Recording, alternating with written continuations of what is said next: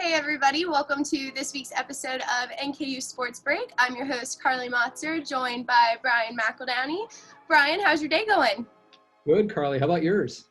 Not too bad. I'm excited to be able to swing another interview in here, bring you guys more content. But as we kind of get started with everything, what are some of the responsibilities that fall under your role as the Assistant AD for Communications and all that good stuff? Yeah, so number one, I've got probably one of the longest titles.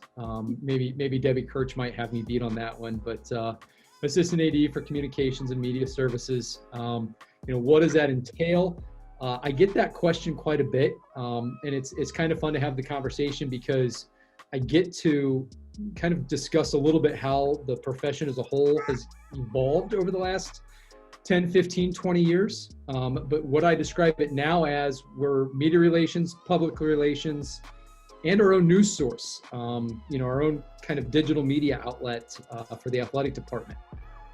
It's evolved, 20 years ago, everybody called us SIDs, and you still hear that name thrown around as well, which stands for Sports Information Director. But it's really evolved more to athletic communications. We still do all the old things, keeping stats, press releases for the media, media guides, some of those, but it's really expanded to include a whole lot more now. We have websites that we update, we have social media, we've got our video content, live broadcast production, which I know you know a lot about, graphic design, and even more than just that. So it really encompasses a lot. Our fans are going to see us on the website, social media, video content, and the graphics. But then we also provide services to our media partners as well, the television stations, local reporters, etc. And so as that umbrella of topics that you cover has kind of grown, how has providing sports coverage for all of those things changed during the pandemic? Yeah, so we had to make a quick stop and reevaluation because so much of what we do, especially from August through May, is covering live events. Whether it's previewing the live event, working the live event, providing statistics and the scoreboard, to post-game or post-match coverage, post-event coverage. We really, once everything hit in mid-March, that just stopped. So we still had to find a way to provide some content. We made a quick pivot. We've got a lot of student athletes who have some just tremendous stories. So we took an opportunity to hopefully make some more connections between our fans and our student athletes. We focused a little bit more on our spring student athletes since they were the ones who were losing out on the coverage during the spring. But we still provided a little bit for our fall and winter sports student athletes as well. And some of the things that were pretty exciting about that was we even opened it up and gave an opportunity for our student athletes to kind of tell their own story too. So we had several of our student athletes who took advantage of an opportunity to use our website and our social media platforms as a means for them to tell their own story, which I thought was pretty cool.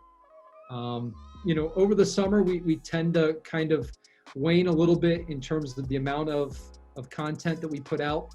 And that held true this year. But as we got back on campus and some things started to open back up for us, we were able to start producing a little bit more content. We focused a little bit more on the video side of things here so far this fall, simply because we didn't have an opportunity to do a whole lot of video stuff outside of some Zoom interviews like now. But we're having an opportunity to get back, showcase our student athletes in action and workouts and just improving, and that's been kind of fun to get back and just see them on campus and be able to showcase that again. It has definitely been an inventive process to be a part of, trying to come up with all of these new ways to produce content. And as we've shifted everything with this to video, what kind of shifts are we looking at with broadcast production in the event that we do get to have some of these sports resuming? Yeah, and that's going to be another evolution for us as well. And I think you're seeing some of that within the professional leagues where they're doing a lot of like remote broadcast. I will say on our end here at NKU, we're just in an awesome position. And you're a prime example of this. We've got a relationship with our IT media services and then our electronic media and broadcasting program, where kind of the three areas work together to to broadcast all of our home events. And I brag about this every chance I get, because I think it's just an incredible opportunity for some students in that program to get some real life, real world experience in a broadcast production trailer. It's an HD broadcast production trailer. We work with ESPN, Fox Sports Ohio, and we get a chance to just provide so many experiences. And like I said, you're a prime example of that, getting to produce some games for basketball last year and working in the production trailer. So you know firsthand kind of what that experience is. And I love to just brag upon that because I think it's tremendous here. So what does that look like for us? Annually, we produce 65 to 70 events. Obviously, last year we didn't reach that number. We're not going to probably this year as well. We're going to have to make some changes to be able to still broadcast the games, and we may have to scale them back a little bit, just in terms of all of the bells and whistles that people are used to seeing with the graphics and somewhat. But we'll see kind of how that plays out here over the next couple of months and what we're able to do. I love doing these. They're great. I mean, like I said, 65 to 70 events a year. 2 years ago, we had over 3 million minutes of live content that was consumed for Norse Athletics. I think it's an excellent opportunity to showcase our student athletes. And like I said, it's a great way for students here on campus to get some practical experience. I have absolutely loved every minute of it. Just for kind of reference, if you do an internship, they make you get a certain number of credit hours for it to be able to count. I was at BB&T Arena from Thursday through Sunday, just about every other weekend, so you get plenty of hours in. It was an incredible experience through and through, and I could never articulate everything I was able to learn during that hands-on experience. And NKU Athletics and EMB do everything they can for their students, and it really is a super, super cool program to be a part of.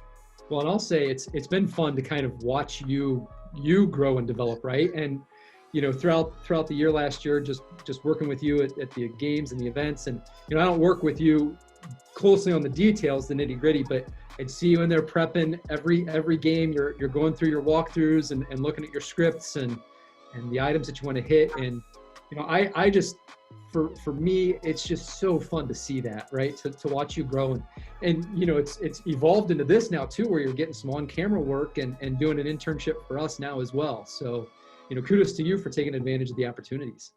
NKU continues to give students every opportunity they can fathom if students go out and get them. And so I am very thankful to the school and the program. And a lot of that also comes into athletics branding and that kind of stuff too, because the more they get it out there, the more students get involved. So what has athletics branding looked like lately? Yeah, so branding is one of the things that also falls under my purview as well.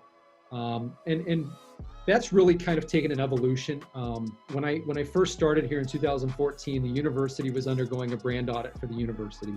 And one of the later phases of that was doing a brand audit for the athletic department, which resulted in some changes and tweaks to the logo and a few other things. But one of the things that came out of that was our first ever extremely comprehensive brand standards. And so it's been nice because we now have things to point to, like, okay, this is how you appropriately use our logo, and this is our colors. And we were able to work with Adidas, our apparel partner, on some fonts and everything. So that was fantastic. And with that, we were able to, and we really needed to go do this anyway, make some updates to some of our facilities. You know, I once had somebody explain our facilities as, at least BB&T Arena, it's a $60-65 million facility with a $1,000 branding inside of it.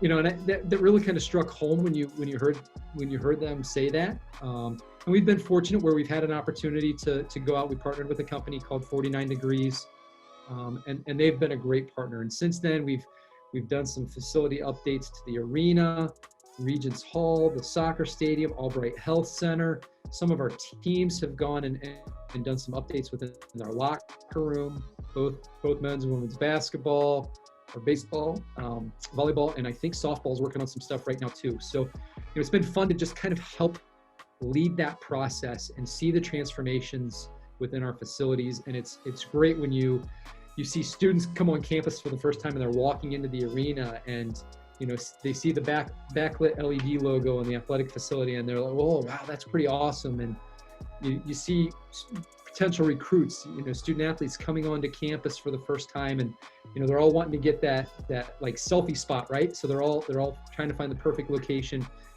It's just great to be able to see the smiles on their faces and just see how something so simple makes such a big impact. Absolutely. And you've had the opportunity to see Northern Kentucky University undergo a lot of transformations. So like with that all being said and everything you've gotten to witness this program grow to be, what is your favorite NKU athletics memory? So I've got a couple that I'm going to point out that stand towards the top, but I will give you my absolute favorite at the end. You know, I'll go back to the 2016-17 season, which was our first year with active Division I membership. And our women's soccer team going to the championship of the Horizon League tournament. Some of the senior staff members, we were still in our offices that evening with the games pulled up on our TV screens. And I remember all of us screaming up and down the hallway at one another when we made the late run and scored the game-winning goal. You know, that was a lot of fun just because you had us in there kind of working late and we were just, you know, here you have a bunch of senior administrators just hooting and hollering up and down the hallway in celebration. I'm also going to throw out, you know, volleyball last year was important to me just because I'm the volleyball administrator.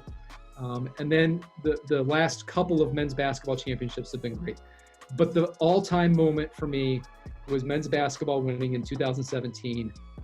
I will never forget Cole Murray getting fouled and going to the free throw line. Him getting fouled had already kind of essentially clinched the win for us. But Cole went to the free throw line, sank both free throws, and I just remember him backpedaling with the number one finger going up.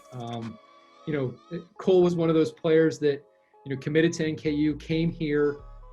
He had one chance as a senior, one chance to go to the NCAA tournament. And I know our women's soccer players had that as well. But me working so closely with the men's basketball program, I got to know Cole pretty well and a bunch of the men's basketball players. That one stands out as one of the greatest. And the next 2 weeks that year were just an absolute blur, but it was so much fun. There have been so many things to choose from, and I'm so glad that you got to highlight a bunch of them because I am relatively new to the athletics family, but I'm already getting a taste of all of it, and it's just awesome to see everyone talk about everything they've seen, and that gives me so much to look forward to. And it really is a family atmosphere. Yeah, it's been great to watch the growth. You know, of the athletic department as a whole, but a bunch of our programs individually. You can just see steps every year in the right direction. You know, we haven't even touched upon all the other successes from graduation success rates and our academic successes. I know they've been touched on by some of the other areas, but man, this athletic department right now is definitely moving in the right direction, and it's a lot of fun to be a part of. I could not agree more. Bryan, thank you so much for coming on the show today. I was so happy to have you here. Everyone give NKU Norse a follow on social media to see all of that awesome video content he had mentioned and the new things that they continue to come up with to keep bringing you guys new information. Thanks, Bryan. Thanks, Carly. Have a good day. You too. Norse up.